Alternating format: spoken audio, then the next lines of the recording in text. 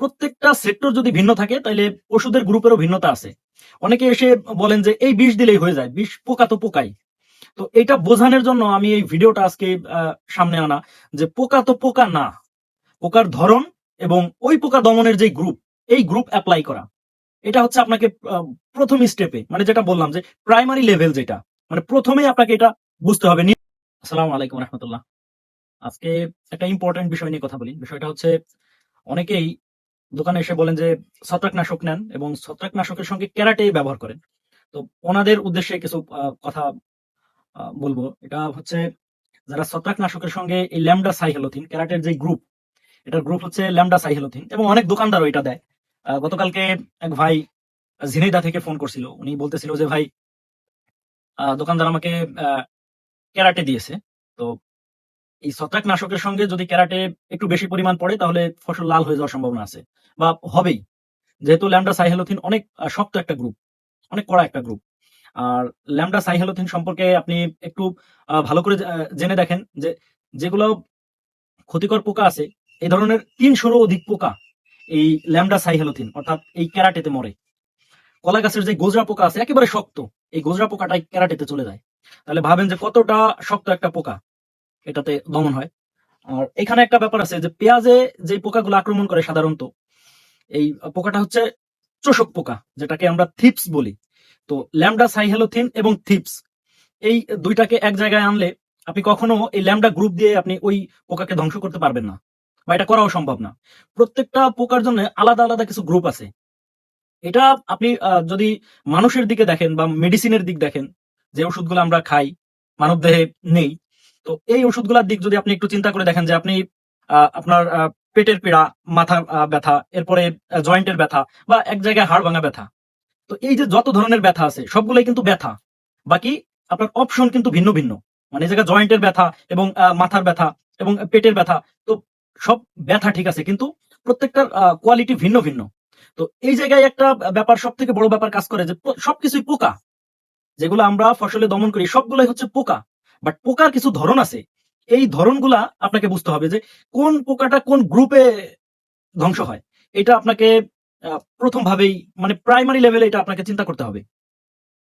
তো এটা যদি আপনি ঠিকভাবে বুঝতে পারেন যে এই পোকার জন্য এই গ্রুপটা কাজ করবে, তাইলে আপনি খুব সহজেই আপনার ট্রিটমেন্ট আপনি নিজে দিতে পারছেন, বা নিজেই আপনি বুঝে যাবেন। তো আমরা সাধারণত মাথা ব্যথা, ঠান্ডা, জ্বর, এজন্য নাপা খাই। তো নাপাতেই এটা চলে যাবে। বাকি হাড় ভাঙা ব্যথা যেটা আছে, মানে হাড় ভাঙা, এটার জন্য কি নাপা খেলে যাবে? যাবে না।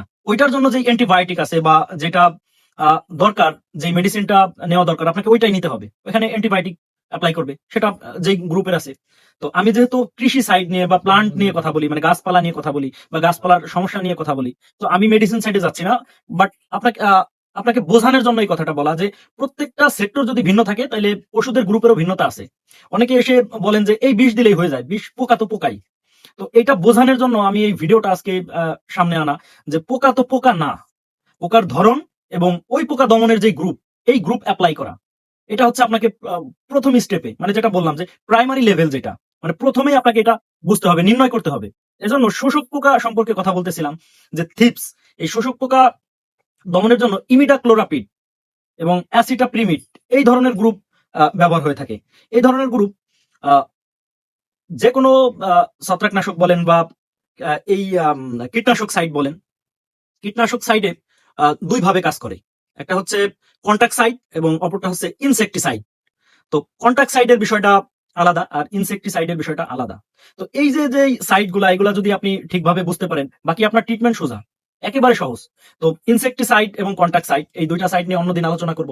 আজকে ভিডিও অনেক লম্বা হয়ে গেল, বাট বোঝানোর জন্য একটু বিস্তারিত বলতে হচ্ছে, যে থিপস পোকার জন্য বা এই চোষক পোকার জন্য ইমিডাক্লোরাপিড বা অ্যাসিটাপ্রিমিড বা এই জাতীয় যে গ্রুপ আছে। এবং অনেক সময় দেখা যায় কি, যে পেঁয়াজে আরো যে পোকা, লেদা পোকা যেটা বলি আমরা, লেদা পোকা লাগে, এই জন্য অ্যামামেকটিন বেনজোয়েট ব্যবহার করা হয়। তো এই যে কম্বিনেশন যে গ্রুপগুলা দেখা যায়, যে আমরা যে সলেমন ব্যবহার করি বায়ারের, এই সলেমনের মধ্যে আছে বেটা সাইপারমেথিন প্লাস ইমিডাক্লোরাপিড।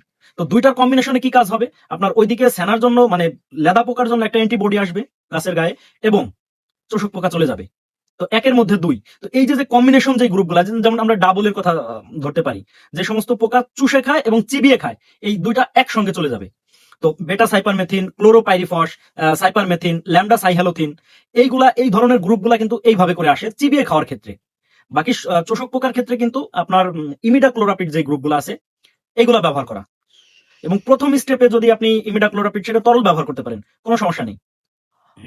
আজকের ভিডিও এই পর্যন্তই। যদি ভিডিও ভালো লাগে তাহলে ছড়িয়ে দিবেন, আর ভালো না লাগলে অ্যাভয়েড করবেন। সকলকে অনেক অনেক ধন্যবাদ। সকলে ভালো থাকবেন, সুস্থ থাকবেন। আল্লাহ হাফেজ।